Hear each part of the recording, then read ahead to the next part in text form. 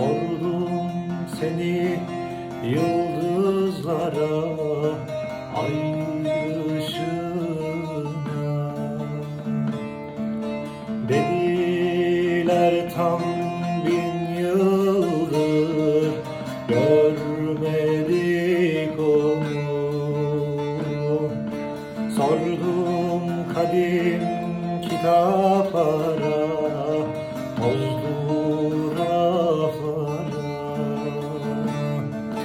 Dediler o bizden önce buralardaydı.